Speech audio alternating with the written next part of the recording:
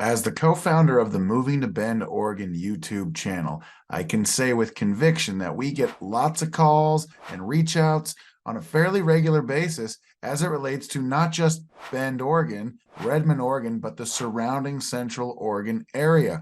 And that's what's so interesting about what we've learned over the last 15 or 16 months or so, working on these videos, showing anybody that's interested in Central Oregon what Central Oregon really is all about. So today, the video is going to be a little bit different. We're going to jump into a Google map and we're going to do like an aerial bird's eye view tour of the Central Oregon, primarily the Deschutes County region, where most of our clients are calling us to learn more about. So if a video like this sounds like it's for you, stick around. We're going to be jumping into this Google map tour on the computer right now.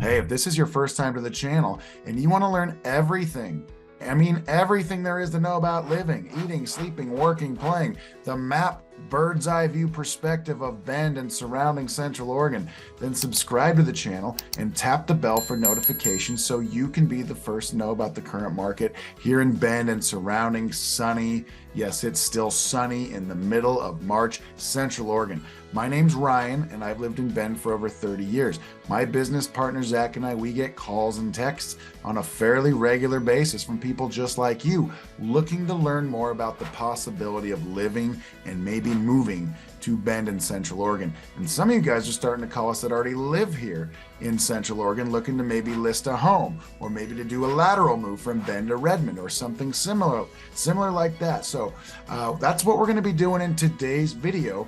And as always, whether you're moving in 9 days or 90, it doesn't matter to us. Give us a call, shoot us a text, send us an email, go over to our website, movingtobendoregon.com, and set up a Zoom call. We have a Calendly link scattered all over this channel as well as on that website, so you can make whatever type of appointment that you're most comfortable with. So with that being said, what we're going to be doing right now, we're going to be hopping into the computer and doing this tour from a map perspective to give you that understanding as to what Central Oregon really is all about. So as you can see here, we've got the Pacific Northwest and maybe almost the entire West Coast up here on the map right now. Deschutes County is represented in the red right here. This is our county smack dab in the middle of the state of Oregon. Deschutes County has about 225,000 some odd residents right now as of this recording, and we're growing very fast. We'll zoom in here to give you a better understanding as to what's going on with where those people of Deschutes County typically reside, and this gives you hopefully a better understanding already as is. We talk a lot about Bend, we talk a lot about Redmond, we talk a lot about Sisters, we talk about Sun River, and we talk about Lapine. We've got some small towns out here like Brothers. We don't talk a lot about Brothers. Not too many people living out there in eastern Deschutes County. But basically the Highway 97 runs through Terrebonne, Redmond, Bend, Sun River, Lapine. This is the primary artery that literally encompasses what Deschutes County is all about. Sometimes we venture over to Prineville. That's out in Crook County. Every now and then we discuss Madras. If you are a longtime viewer of this channel, you've probably heard us mention Madras at least once or twice, but we don't get out there too often. You can see here that Eugene's up here on the left, and we have Salem up here on the left a little bit higher up. This is the I-5 corridor here. That's our primary freeway that runs north to south. Portland's a little bit further up on the screen right now, but that is the primary road, and that's about 2 hours, maybe 2 hours and 15 minutes to our west. And we have a big old mountain range right here. This is the Cascade Mountain Range that basically separates the Willamette Valley to the west and the high desert of Central Oregon to the east. Two different style of climates. The Willamette Valley gets a lot of rain, a lot of cloud coverage on an annual basis. We probably have the majority of our population within a circle like this. If we were to zoom out just a smidge, then we can actually see what it looks like. But this is going to give you a better understanding as to where 3 million people of, say, maybe 3.5 million people even of 4 million people reside in the state of Oregon. So that's why Oregon has this stigma of a cloud covered state. a bunch of trees in the Pacific Northwest where it's always gloomy and raining. But luckily for us, we have a big old barricade that is the Cascade Mountain Range, and it goes right here. The foothills of it are about 5,500 feet. So just imagine a barricade of 5,500 feet. On one side, you have a base layer of about 3,600 feet over here. And then over here, you've got a base layer probably about 2,000, maybe 2,500 feet within the valley, maybe a little bit lower in certain spots. But that gives you the understanding of why there's two distinctive, different climates in the state of Oregon. Basically, the majority of Oregon is going to be high desert over in this area here. And that's where we're at. We're very thankful for that because we always talk about the amount of sunshine that we get.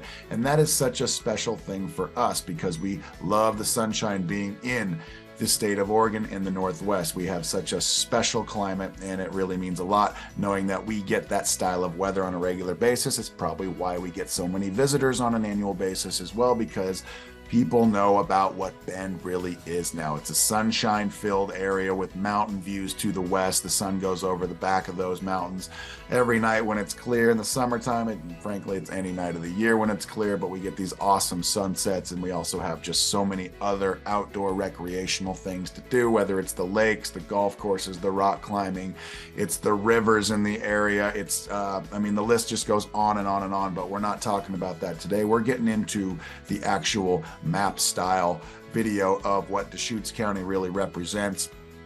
And let's just jump right in up the top left here. This is the Sisters area. We've done videos on Sisters before. There's about 3,000 people within the city limits of Sisters, probably another 3,000 to 5,000 people in and around the outskirts of Sisters. And it's just it's a fantastic little town, a Western themed town, very slow pace of life. A lot less traffic than, say, Bend gets, although the little highway that goes right through Sisters, it's Highway 20/Highway 22. It zips right through the middle of downtown, and it can get quite congested sometimes on big travel weekends, especially in the summertime. So this is what it's going to look like from a map perspective. We get a satellite view there. We've got a very small, quaint town that is Sisters, Oregon, and it's a fantastic spot to live if that's something that you're choosing to look into when it comes to where you're going to relocate here to the Bend and Central Oregon area. We've also got Redmond over here. That's the second largest town in Central Oregon. It's about a 15 to 20 minute drive from Sisters here. We've got ourselves a bit of a triangle when it comes to the three primary towns in Deschutes County. We got Sisters, we've got Redmond, we've got Bend, right? And so this is the little triangle that encompasses the three cities in the primary area of Deschutes County.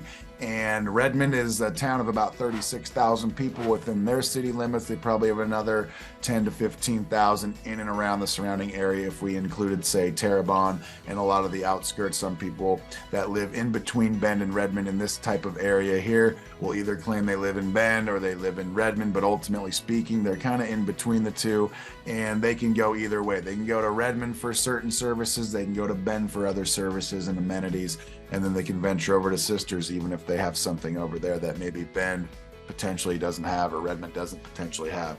But that's going to be basically the makeup of Deschutes County. The primary body of population kind of lives within this circle here. And we'll jump a little bit more into Redmond here as we zoom in. But Redmond, again, is basically a town of 36,000 people. A little bit slower pace than Bend, but growing at a very, very fast rate here. And this gives you some ideas and some perspective as to what Redmond really is all about too. The primary body of population, most of the homes are going to be on the west side of Highway 97, which is right here, goes right through the middle of Redmond. And then we have our big airport. That's the commercial airport, Roberts Field. That gives us 28 to 32 different outbound and inbound commercial flights on a daily basis, starting early at 5:30 in the morning and going as late as 10:30, 11 o'clock at night. And those flights will go anywhere around the Northwest and as well as many different towns down in California, Northern California, the San Francisco Bay Area, as well as multiple cities down in the Southern California region.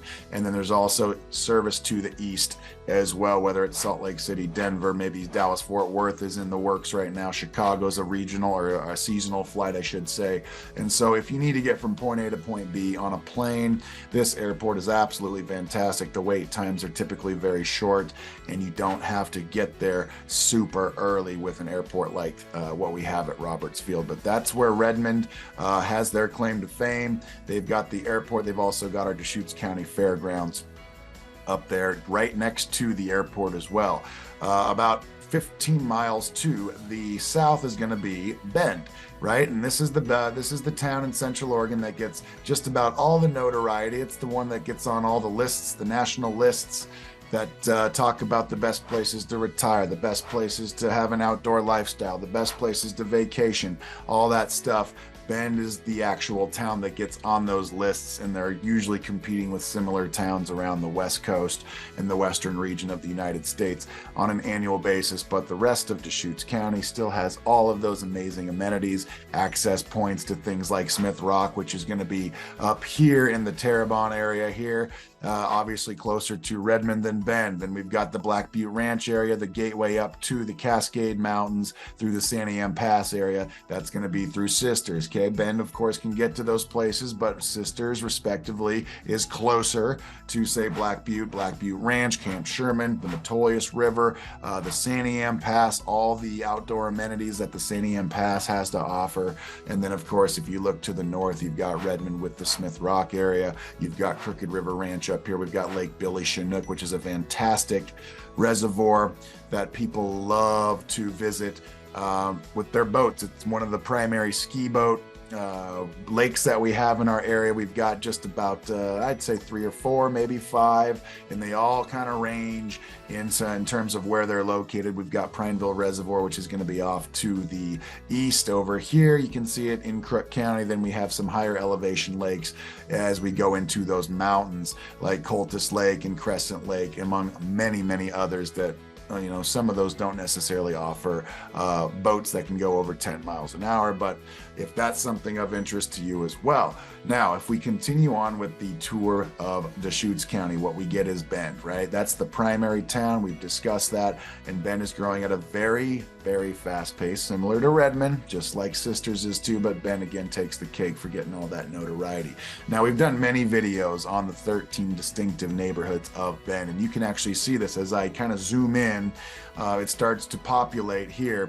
We've got the Summit West, we've got the Century West, we've got the Southwest, we've got the Southeast Bend, Old Farm, Larkspur. They're all covered here, right? And so Bend, we've done many videos. We've got a whole playlist, and we actually have a primary web page on our website that talks all about the 13 distinctive neighborhoods of Bend. So if you wanted to do more due diligence on where in Bend you would like to live, that would be a great starting point for you to learn more about everything related to Bend. But as we zoom in here, we're going to see the town of Bend, and we're going to get a feel for what really the makeup of Bend is from a map perspective.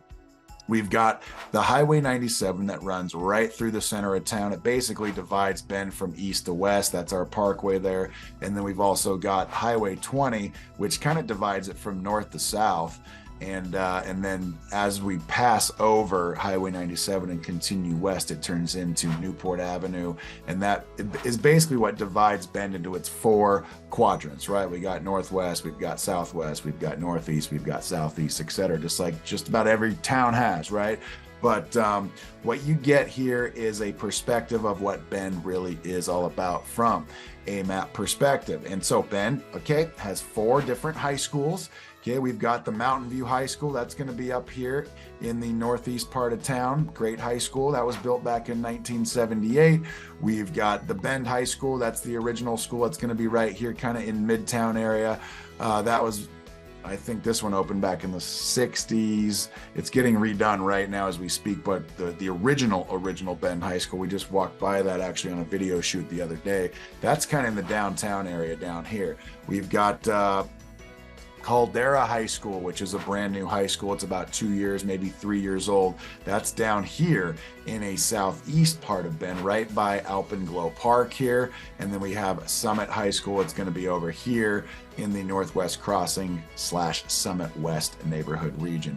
4 fantastic high schools. That gives you some perspective. When it comes to traffic, right, we've got some traffic based off of the amount of people that live here, but also the volume of people that end up visiting here on an annual basis. We've talked about this at length. We get 4 million visitors a year that come through the Central Oregon area, and just about all of them end up coming through Bend at some point, right? And our main road is going to be 97. That's the only freeway style road system that we have, and it's a 2-laner each way, north and south, and it turns into like a freeway in the middle, but on each end, the north and the south end of Bend, up here at the Boyd Acres area, that it kind of bottlenecks with stoplights, right? There's a couple stoplights up at the very north end, kind of in this region here, and then there's a couple stoplights towards the very south end of Bend, kind of down here as we get out of town. This is Deschutes River Woods, so they'd be kind of like right here in this range here, but this gives you some ideas as to what our main traffic sources are going to be, or allowing to let traffic flow through town from a north to south perspective. And as we continue looking at Bend from this map perspective, what we're going to see here is that the river runs right through the center of town. This is where Bend got its name. This is where Bend basically settled, was the river. Of course, the river goes up into the mountains, and Bend became a mill town in its early days, and that's what Bend became famous for. That's why it became a place that people settled at. But this is kind of that bend in the river right here. This is actually right by the old mill district today. This is where people end up floating the rivers. This is where our Haydenholme amphitheater is. I almost said Les Schwab, that's what it used to be called.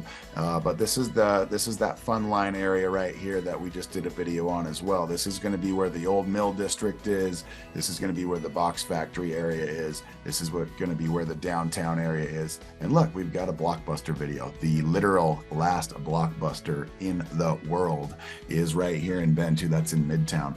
But the river is basically what started everything for the town and now city of Bend. And this is that bend in the river right here. And hopefully that gives you some understanding that basically Bend kind of centers around the river. There's homes on the river, there's parks on the river, there's businesses on the river. It's a pretty unique thing. And as we continue developing more and more of Bend, what we're going to see is that there is less and less of that riverfront property that's available. There's still some pockets here and there. Sometimes city of Bend, every few years they're going to expand the UGB, the urban growth boundary. Maybe some more of that river will get grandfathered into the city of Bend. But ultimately speaking, this is going to give you that perspective of what Bend looks like from an aerial vantage point. Okay, this right here, this is the road to Mount Bachelor. Okay, this is Century Drive here. It's about 20 miles away. These are the mountains over here. We can expand that a little bit and maybe be able to see a little bit more of what that looks like. But these are the mountains right here. These are going to be the sisters. Mount Bachelor's over here, and this is the access point that helps people get over to the mountains up to the west of Bend. And this is obviously a very, very famous recreational area. The road here just goes right through the mountains, and it gets up to the lakes here. We've got Elk Lake over here. We've got many other lakes, including, say, Lava Lake. There's Cultus Lake. There's going to be Todd Lake, Sparks Lake. I mean, the list goes on and on and on. Some of these down here are bigger reservoirs, like Crane Prairie Reservoir, as well as Wickiup Reservoir, the headwaters to the Deschutes River. But this just kind of gives you a feel for what the Central Oregon area looks like. If we continue to look south of Bend, what we're going to see here is the 97 highway continues moving down right by Sun River. So Sun River is maybe 2 or 3 miles off of that beaten path of 97, but it's a fantastic resort community right here, and one of the best parts of Central Oregon. I love going out there just for the days. In the summer times, there's bike trails, there's all kinds of unique restaurants. You really feel like you're in a whole different area of either the state, maybe the Northwest or the West. And it's like one of those things where you can leave your town, your home in Bend or Redmond, and go out to Sun River for the day, and you feel like you're on vacation. And then maybe sometimes you can stay the weekend out there and just get up and go back home. But a lot of people from all over the West are going to come visit Sun River on an annual basis. In fact, Sun River might be the catalyst for a lot of people that end up wanting to move to Bend because they come to Sun River first. It's an annual thing every single year.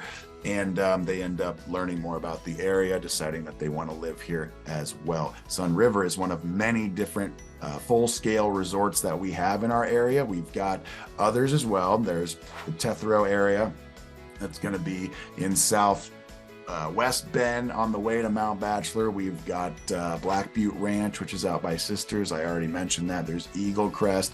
We've got Brasada Ranch, which is out east towards Prineville and Powell Butte. And there's also Pronghorn, or now called Juniper Preserve. There's just many different little areas and pockets, resorts, things that you can do and enjoy. There's golf courses at basically all of those resorts that I just mentioned, among many other types of amenities. And Sun River is kind of the king of the resorts in terms of what's available for recreational use here in Central Oregon. Now, if we continue on with our Deschutes County map tour, we're going to zoom out a little bit more. We're going to get down to the Lapine area. This is a town of about 3,000 to 5,000 people, the newly incorporated town. About 12 years ago it was incorporated, and there is a lot of growth down in Lapine as well, a little bit higher up in elevation, so a little remote.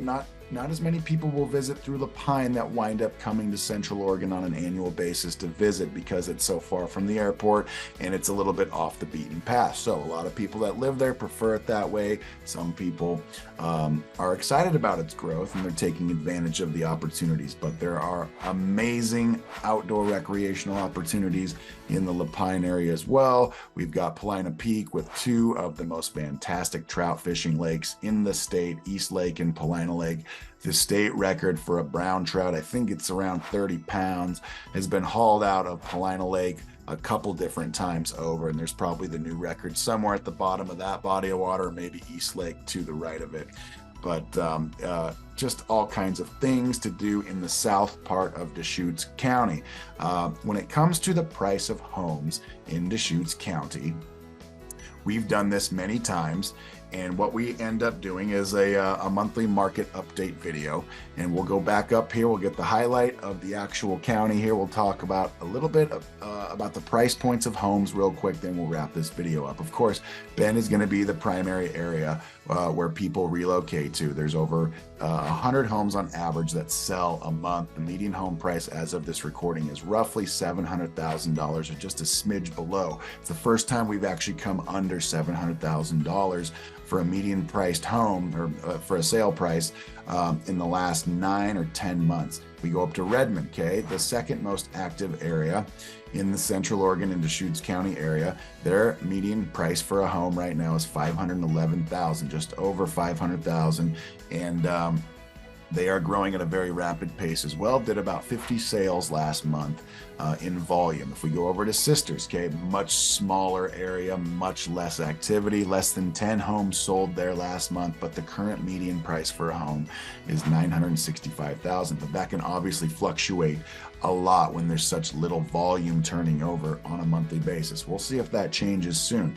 Same with Lapine, but they have a much more affordable area there. Their median home price is under $500,000. It's about $450,000, and again, maybe 10 or maybe just a smidge less than 10 homes moved off of Lapine last month. Okay, so hopefully that gives you some perspective. Our 4 incorporated towns in the Deschutes County area. We also do business over in Prineville. Their median home price is roughly $400,000 as well. About 12,000 people over there. We've got a great video, very popular, of Prineville showcasing what is offered and available over in Crook County, because it's a fantastic little town as well that's growing at a very, very fast rate. Very unique situation too. Very old school, mom and pop slow pace of life, but then you've got the big corporation data centers over there within the city limits as well.